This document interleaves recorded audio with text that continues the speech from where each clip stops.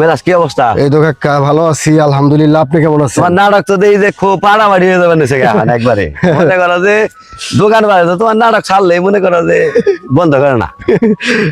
আলহামদুলিল্লাহ সবই আপনাকে দোয়া, আপনাকে থেকে শুরু হইলো। অনেকে জিজ্ঞাসা করে আমারে যে ভাইজান এলো আমি বাইসতে আহে না, আমি কই আহে। ওই যে একজন তো ওই যাইছে বইয়ে রইছে, ওই যে রুবেল তো মির্জাপুর থেকে বইয়ে রইছে, বুঝছো রুবেল?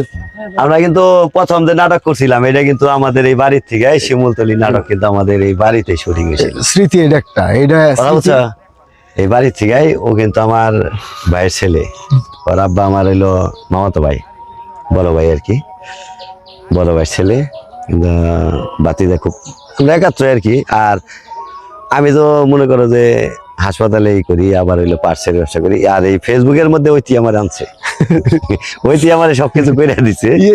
আছে না এই যে আব্দুল্লাহ, যে আব্দুল্লাহ আমার ভাইস্তা, ও তো আরেক হিরো, ও তো পেজ করে দিছে আব্দুল্লাহ খান, বুঝছো? মানে এটা একটা মানে একটা আর্ট, একটা শিল্প।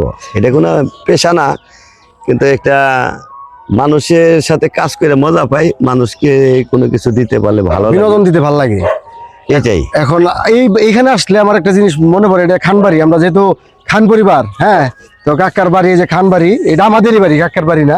তো এইখানে আসলে কাকা আমার একটা জিনিস মনে পড়ে যে এই আগে মানে সাইডে মাইডে দাঁড়িয়ে থাকতাম, ঠিক মতো ক্যারেক্টার পাইতাম না, কিছু পাইতাম না, হ্যাঁ। তো এইখান থেকে শুরু করছি যে না জিত নিয়ে যা, নিজের টাকা দিয়ে বানাবো কিছু একটা করি, যা আছে আছে। পরে নিজেই গল্প লাগলাম, পরে গেলাম বাইরে থেকে কিছুই না, আমরা যা পারি তাই করবো। পরে কাকারে নিয়ে অভিনয় করলাম, কাকা বললো সম্মতি দিল, যা কর। কাকাই টাঙ্গাইল দিয়ে কষ্ট হয়েছে, রাত 2টা পর্যন্ত এখানে ছিল। তাই আমরা নিজেরাই তখন শর্টমট কিছুই বুঝি না, তারপর বানাইলাম। আল্লাহর রহমতে যতটুকুই ভালোবাসা পাইছি ওইটা থেকে সেই যে শুরু হইলো। তো তারপর আর নিচে নামতে ইচ্ছা করে না, আল্লাহ যেহেতু উপরে রাইছে উপর দিকে তাকাইতেছি। ওই জায়গা থেকে আর কি খান মিডিয়ার এই যাত্রা শুরু আসলে। তারপরে থেকে আর কি খান মিডিয়াতে যে দুস্থ অসহায় মানুষ নিয়ে কাজ করি, এটা মেরাজের দ্বারাই আর কি আমার এই কাজটা প্রচার করা। আগে থেকে আমি কাজ করি, কিন্তু এই কাজটা মেরাজ আমার পাবলিক প্লেস আনা, যেটা বইলা দিছে যে কাকা আপনি যে কাজটা করেন এটা আপনি শুধু জানেন, মানুষে জানলো না। মানুষ যদি না জানে তাহলে আপনার কাছে আসবো কিভাবে? মানুষ যদি 10 জন জানতে পারে, হয়তো 5 জন আপনার কাছে আসতে পারে, তারা দেখে আবার শিখবে, আর একটু কাজ করতে পারবেন। যার ধরুন আর কি ওই আমাকে এই আনছে। দেখ আল্লাহর রহমতে ভালো আছি, মানুষের পাশে দাঁড়াইতে পারি যতটুকু সামর্থ্য আছে। আমি তো সেরকম ধনী মানুষ না, মোটামুটি গ্রামের বাড়িতেই থাকি।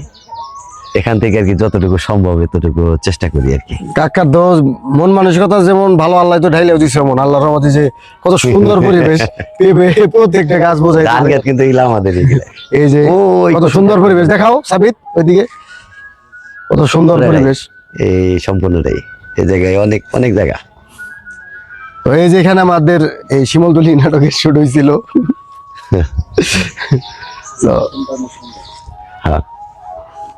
তো সবাই খান মিডিয়া পরিবারের পাশে থাকবেন, এটাই অনুরোধ, যে যাতে কাকা সে যে শুরু করছে সে যাতে আরো মানুষের পাশে দাঁড়াইতে পারে, হ্যাঁ, তার দ্বারা যাতে একটা মানুষ উপকৃত হয়, এবং সেইটা দেখে আরো 10 জন মানুষ যাতে শিখে সেই কাজটা শুরু করে। আমরা যেহেতু মানুষ একজন আরেকজনের ভাই জানি, হ্যাঁ, তো সেই জায়গা থেকে মানুষের আরেকটা মানুষের পাশে দাঁড়ানোই আমাদের প্রধান কাজ। তো মানুষ বলতে আমরা বুঝি আশরাফুল মাখলুকাত, আল্লাহ তাআলার সৃষ্টির শ্রেষ্ঠ জীব। তো শ্রেষ্ঠ জীব হয়ে একটা মানুষে যদি আরেকটা মানুষের বিপদে পাশে না দাঁড়াইতে পারি, তাহলে ওই মানুষত্বের কোনো মূল্য রইল না। এইটা আমার শিখা। তো সবাই একটু খান মিডিয়া পরিবারের পাশে থাকবেন।